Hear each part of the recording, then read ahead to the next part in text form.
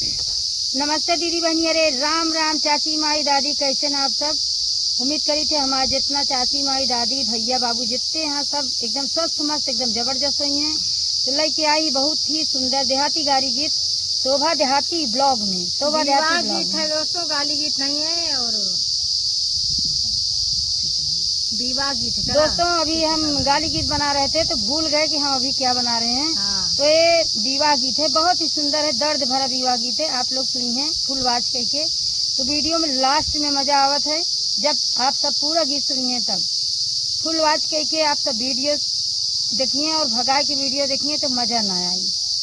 तो बहुत ही सुंदर देहाती विवाह गीत पे आप लोग को ले चलते हैं। नीलाई घोड़ा चित करी मोरे बाबा, नीलाई लागैला गाम दी, नीलाई घोड़ा चित करी मोरे बाबा, नीलाई लागैला गाम हो, सावले बराने बाबा बटे घोड़ा वाला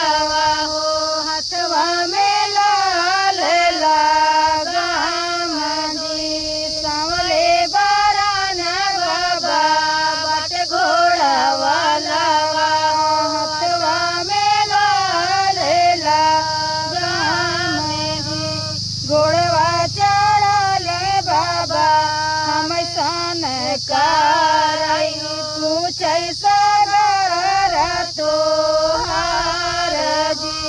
घोड़वा चढ़ल बाबा हम सन करायो, पूछाई सागर तोहार हो, कवने दिशा से आए कवने दिशा गाइले, कहाँ पे घोड़ा रहे ठाड़ जी, कवने दिशा से आए कम दिशा गाइले, कहाँ पे घोड़ा रहे ठाड़ जी, पूर्व से आए पश्चिम का गाइले, सागरा पे घोड़ा लिए ठाड़ जी। पूर्व से आए बाबा सागरा से पूर्व से आए बाबा पश्चिम का गाइले,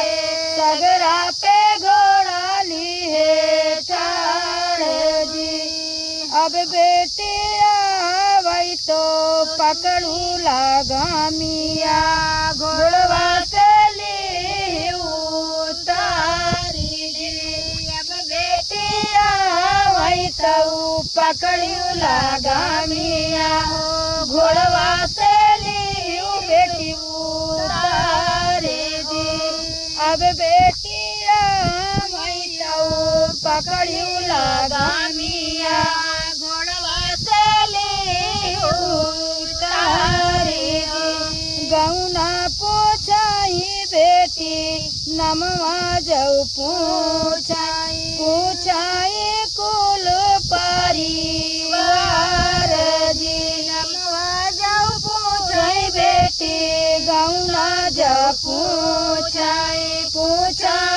कुल परिवार जी, केरी जायु बेटी केरी जायु ओया है स्वामी तो हार जी, केरी जायु बेटी, केरी जायु ओया है स्वामी तो हार जी, लाली पलंगिया बेटी झारी के बिछायु, लाली पलंगिया बेटी झर के बिछायु, भर के सोई सुख नींद जी, लाली पलंगिया बेटी झर के बिछायु, दुनो जाने सोयो सुख नींद जी।